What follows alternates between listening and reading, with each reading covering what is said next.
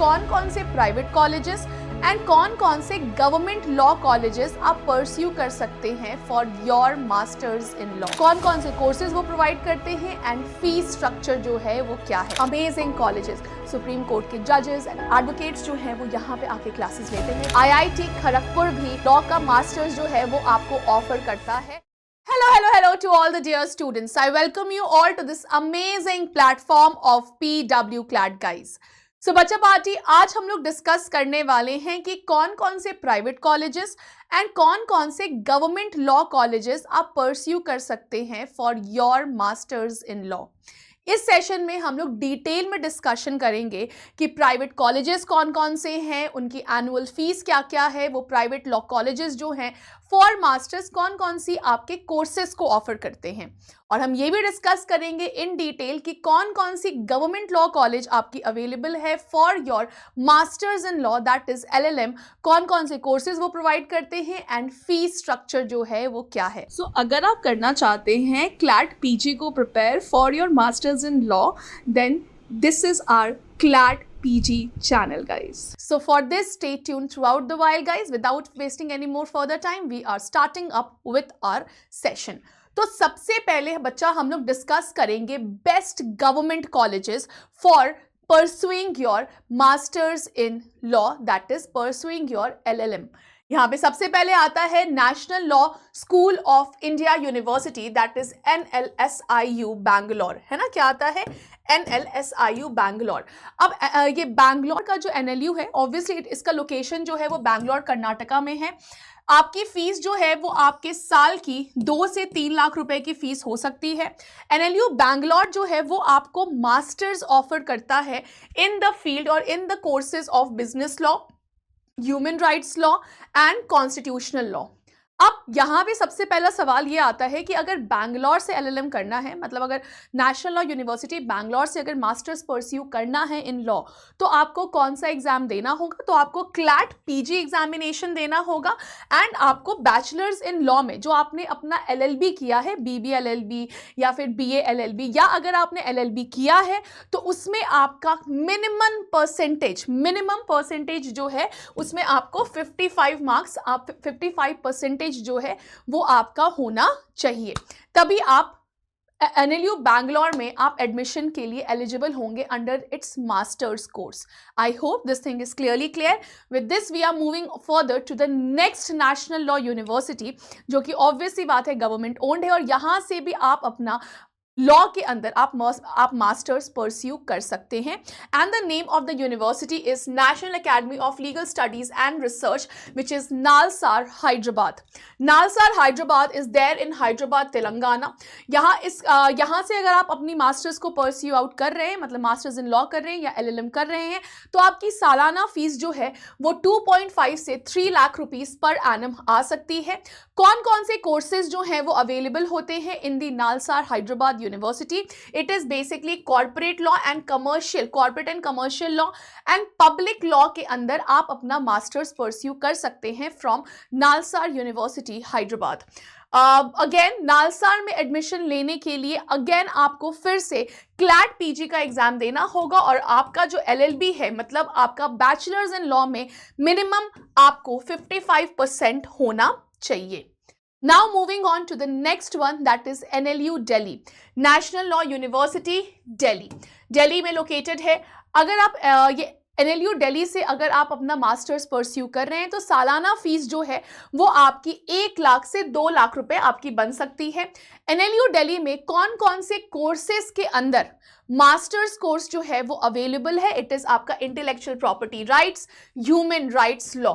अब अगर आपको एडमिशन लेना है या आप चाहते हैं कि आप अपना LLM जो है वो NLU दिल्ली से करें, तो इसके लिए भी आपको एग्जाम फेस करना पड़ेगा, और उस एग्जाम का नाम क्या है? उस एग्जाम का नाम है ALET, एंड आपके LLB में मिनिमम परसेंटेज 55% होना चाहिए, इससे कम है तो यहाँ के लिए आप थोड़े कम एलिजिबल हैं। और जो हम लोग जो अभी हमने पढ़ा है आपका नालसार यूनिवर्सिटी या NLSIU बैंगलोर, वहाँ पे इन सारे कॉलेज, क्योंकि these are national law university colleges, अगर आप यहाँ से LLM कर रहे हैं तो ये आपके सर्टिफिकेशन के लिए, ये आपके CV के लिए काफ़ी ज़्यादा बेनिफिशियल होने वाला है।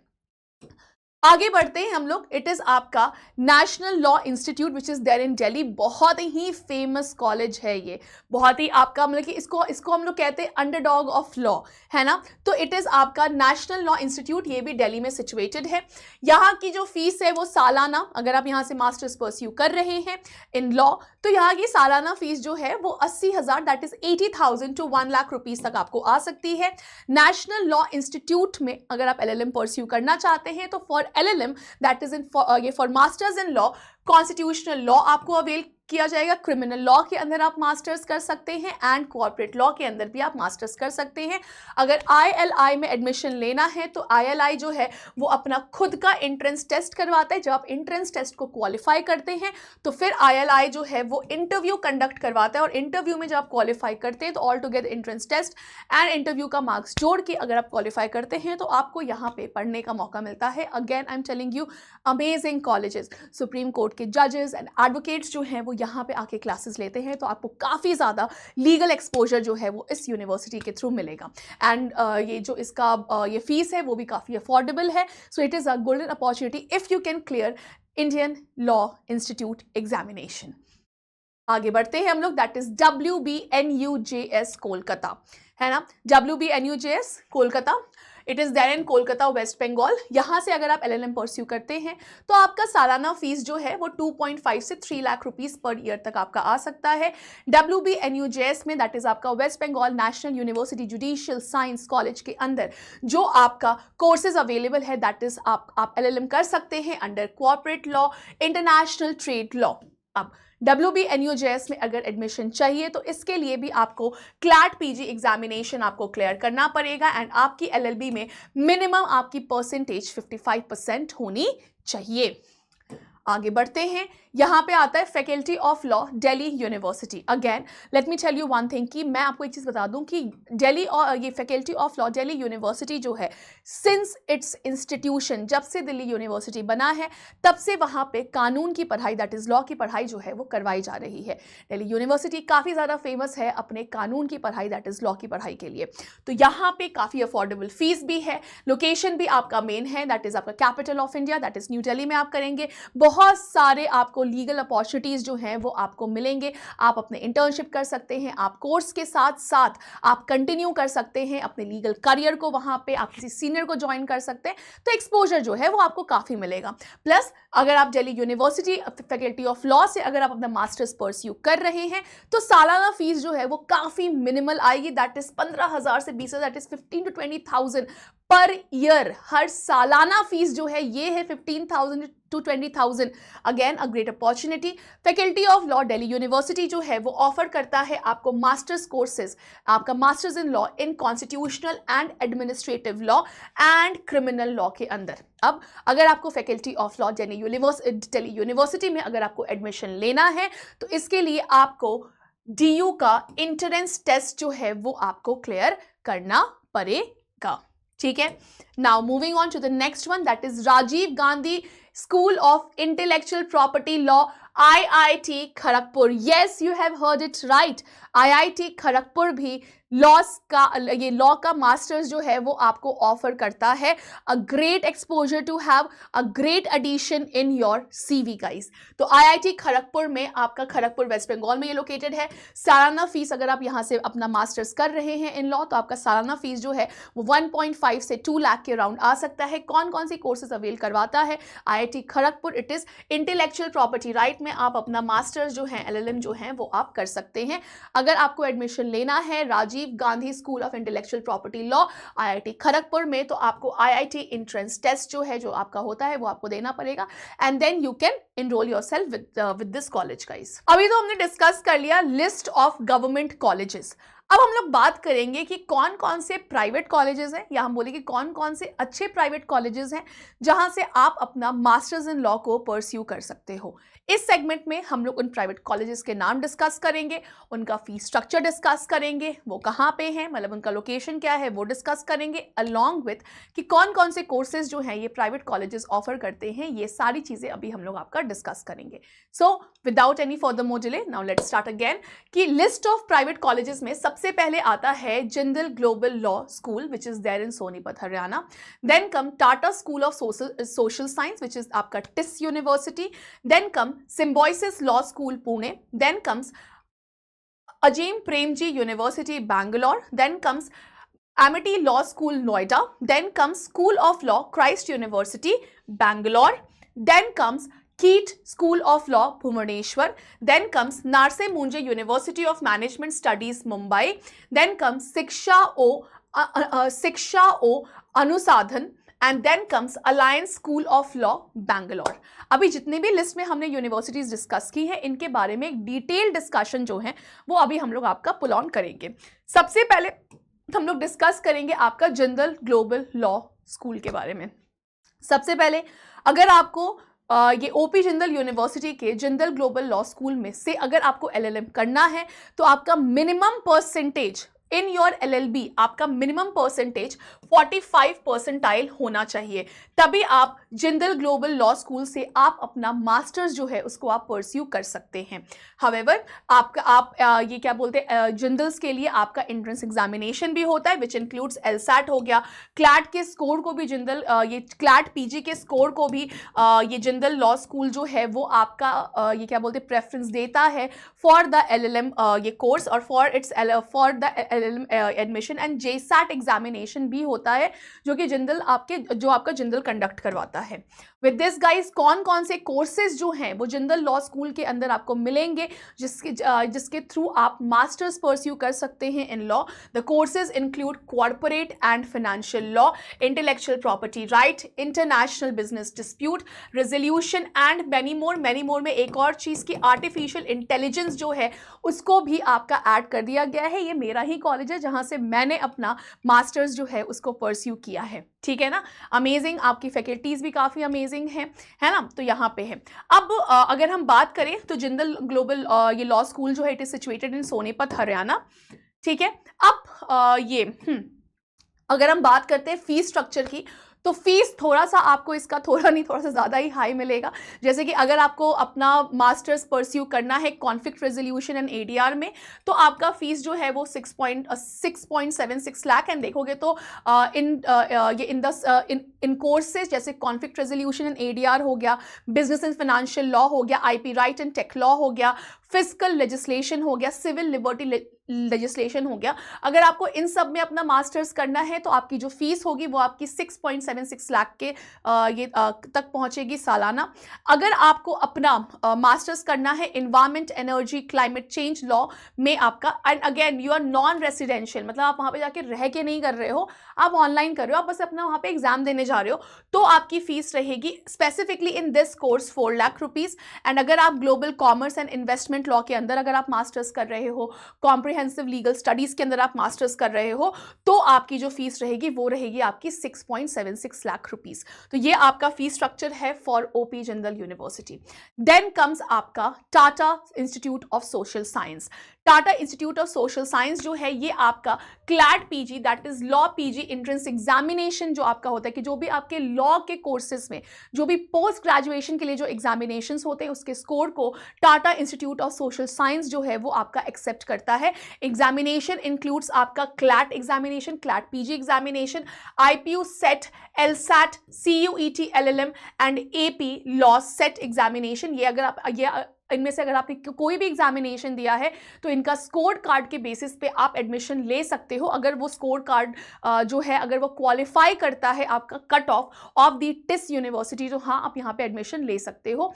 अगर हम बात करें तो टिस के अंदर एलएलएम स्पेशलाइजेशन जो है वो आपको मिलता है such as access to justice में, है ना, कि यहाँ पे वेरियस आपके कोर्सेज जो है वो आपको अवेलेबल रहेंगे। TISS is basically situated where it is situated in Mumbai, ठीक है। अब अगर हम बात करते हैं अबाउट दी फीस, तो जो आपका 1 साल का आपका यहाँ पे एलएलएम होता है फर्स्ट सेमेस्टर्स में, क्योंकि देखिए यहाँ पे आपको फीस डिस्ट्रीब्यूशन जो है वो भी आपका डाल दिया गया है for TISS university which is based in Mumbai.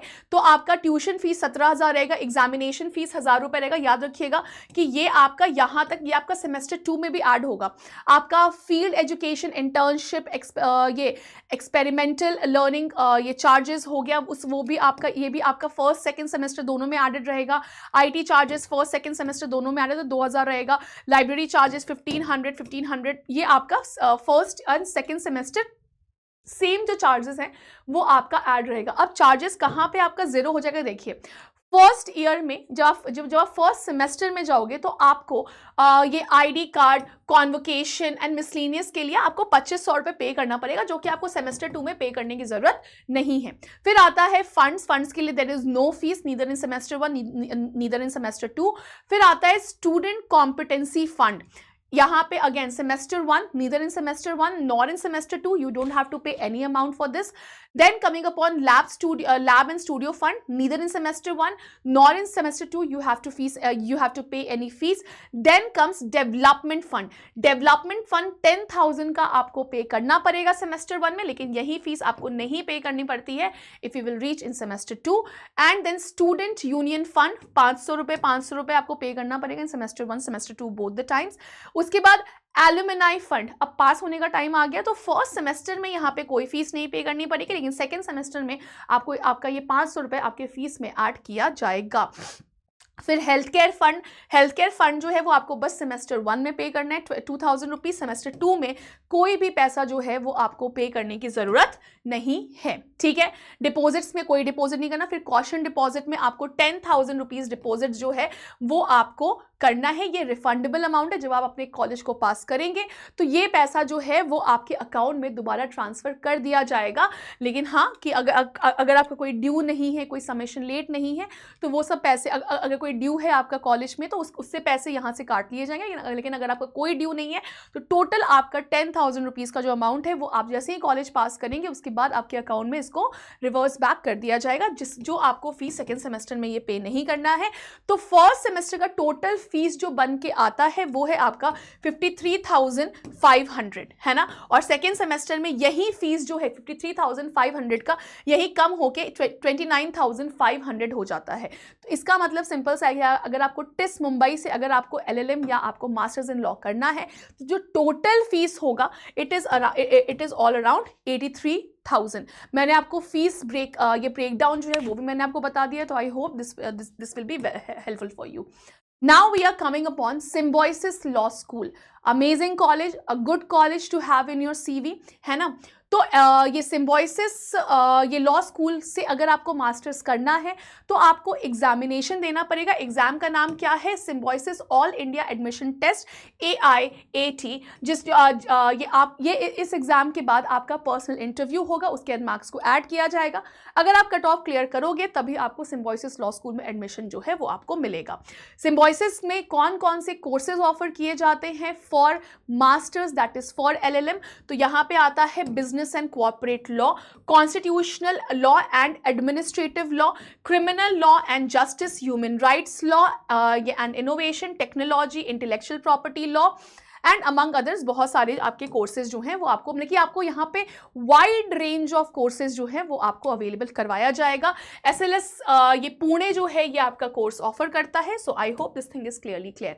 अगर हम बात करें तो नंबर ऑफ स्टूडेंट्स की 80 बच्चों का बैच होगा आपका।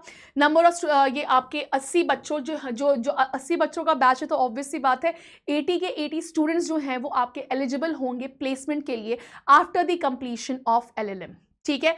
नंबर ऑफ जो आपके बच्चे प्लेस, क्योंकि 4 बच्चे हैं, कुछ प्रिपरेशन में निकल जाते हैं, है ना। तो अगर कुछ किन्हीं को आपका प्रोफेसरशिप लेना होता है तो 76 मिनिमम 76 का प्लेसमेंट, मतलब कि जितने बच्चे आपके अपीयर करते हैं प्लेसमेंट में आफ्टर कंप्लीटिंग देयर LLM उनका प्लेसमेंट हो ही जाता है। अगर हम बात करें कि कितनी सैलरी ऑफर होती है तो आपका मिनिमम एवरेज पैकेज जो है वो 6 लाख का ऑफर होता है। नंबर ऑफ ये स्टूडेंट जो है जो आपके ये क्या बोलते हैं जाते हैं हायर एजुकेशन के लिए, वो 1 की तरफ आते हैं आपका, ठीक है। फिर आता है आपका अजीम प्रेमजी यूनिवर्सिटी। अजीम प्रेमजी यूनिवर्सिटी जो है ये खुद का अपना रिटन टेस्ट करवाते हैं, पर्सनल इंटरव्यू करवाते हैं। कौन कौन से कोर्सेज जो हैं वो ऑफर होता है, तो अजीम प्रेमजी यूनिवर्सिटी में आपको LLM प्रोग्राम के लिए आप कौन कौन से कोर्सेज को ऑप्ट कर सकते हैं? Law and development, constitutional and administrative law and business law. In 3 courses में आपको मास्टर्स जो है वो ऑफर किया जाता है इन योर LLM। आगे अगर हम बढ़ें तो लोकेशन कहाँ है? APU is based in Bangalore, ठीक है। अगर हम फीस स्ट्रक्चर की बात करें तो जो आपने एंट्रेंस टेस्ट दिया है, अगर आपका उस एंट्रेंस टेस्ट में 75% से ऊपर अगर आपको मार्क्स आए हैं तो आपको ये क्या बोलते हैं, तो आपको जो ट्यूशन फीस होता है वो 25,000 रुपये होता है, अकोमोडेशन चार्ज 18,000 रुपये होता है, टोटल आपको 43,000 जो है वो आपको पे करना पड़ेगा। मतलब आपकी फीस जो है वो 2 से 4 लाख के बीच में होगी अगर आपका 75 अगर आपको परसेंट आया है तो, ठीक है। 4 to 6 लाख ये आपको अगर आपने 50% स्कॉलरशिप, अगर आपको 50% स्कॉलरशिप मिल रहा है तो फिर आपका जो ट्यूशन फीस है वो आपका 50,000 होगा, आपका अकोमोडेशन चार्ज जो है वो 36,000 होगा, मतलब टोटल जो आपको पे करना पड़ेगा वो 86,000 होगा। देन आपको अगर 25% का अगर आपको स्कॉलरशिप मिल रहा है तो आपका जो ट्यूशन फीस होगा वो 75,000 होगा, अकोमोडेशन चार्ज 54,000 होगा, मतलब टोटल फीस जो आपको पे करनी पड़ेगी दैट इज आपका 1,29,000। एंड अगर आपको कोई स्कॉलरशिप नहीं मिल रहा है तो आपको 1 लाख रुपए का ट्यूशन फीस पे करना पड़ेगा। आपका ये क्या बोलते हैं, आपके अकोमोडेशन चार्जेस जो हैं वो 72,000 के रहेंगे, मतलब टोटल फीस जो आपकी लगेगी विदाउट स्कॉलरशिप वो आपकी होगी 1,72,000 फॉर अजीम जी प्रेम ये क्या बोलते हैं, अजीम प्रेम जी यूनिवर्सिटी के लिए, ठीक है। Now coming upon Amity law school Noida. Amity law school Noida जो है वो आपका it is there based in Noida.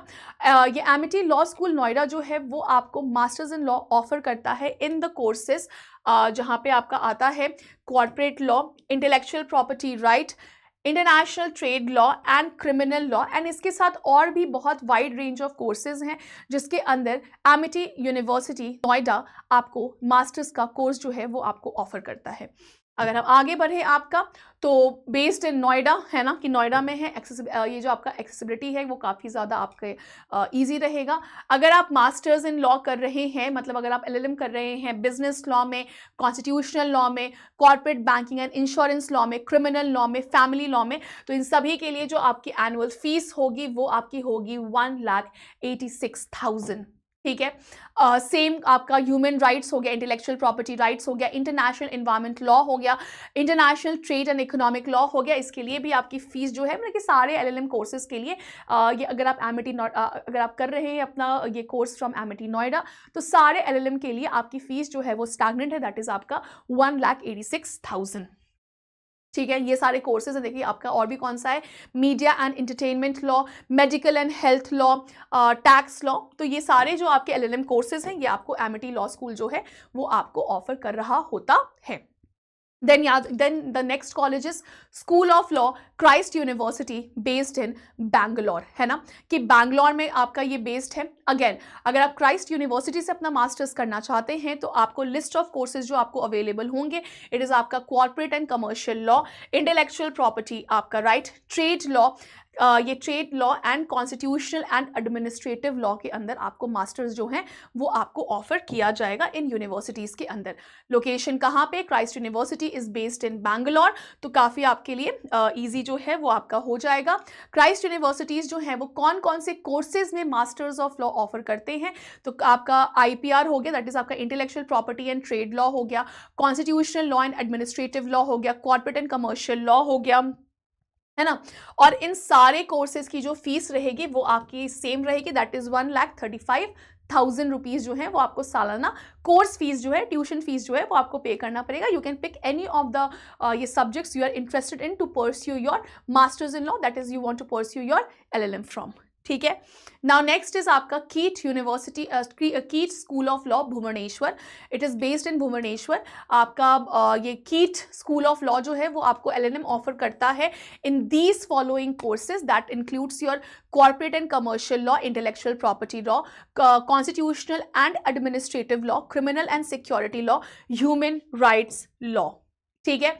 Location कहाँ, it is based in Bhubaneswar Orissa. Fee structure जो है वो क्या है आपका, कि आपका ये मीडियन पैकेज जो आपको लगता है आपका, मतलब कि 5 लाख तक आपको लग जाएगा यहाँ से करने में। यहाँ पे टोटल नंबर ऑफ ग्रेजुएट्स का यहाँ पे है, प्लेसमेंट्स भी आपका हो जाता है जो आपका, कि मतलब कि आपका प्लेसमेंट स्ट्रक्चर जो है वो भी आपका बढ़िया है, यहाँ पे आप देख सकते हैं। Now coming upon 8th, that is Narsee Monjee institute of management studies which is based in Mumbai. Narsee Monjee जो है वो आपका ऑफर करता है LLM programme in corporate law and आपका इंटेलेक्चुअल प्रॉपर्टी राइट्स और भी हैं, ठीक है। Narsee Monjee is based in Mumbai, ये आप देख सकते हैं। उसके बाद नार्से मुंजे जो है ये आपको स्पेशलाइजेशन ऑफर करता है for your masters courses in law. In the courses आपका कॉर्पोरेट लॉ हो गया, इंटेलेक्चुअल प्रॉपर्टी लॉ हो गया, कॉन्स्टिट्यूशनल लॉ हो गया, फाइनेंशियल रेगुलेशन हो गया, क्रिमिनल लॉ हो गया। और इन सारे कोर्सेज के लिए जो नंबर ऑफ सीट्स अवेलेबल है in Narsee Monjee that is 30 seats each. अगर हम बात करें तो नार्से मुंजे के अंदर आपका कितना नार्से मुंजे के अंदर आपका कितना फीस आपको पे करना पड़ सकता है, तो इट इज़ आपका LLM प्रोग्राम के लिए सालाना जो फीस है वो आपकी 4 लाख की है, लेकिन इस फीस में आपको स्कॉलरशिप मिल सकता है on the basis of your merit and on the basis of if you are need based अगर होता है तो, ठीक है। Moving on to the next college that is आपका शिक्षा ओ अनुसाधन।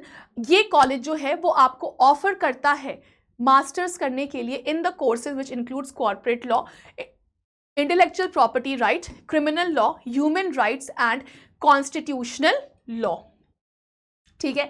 लोकेशन कहाँ पे? It is based in Bhubaneswar, है ना, कि ये कहाँ पे बेस्ड है, ये आपका भुवनेश्वर में बेस्ड है, ठीक है।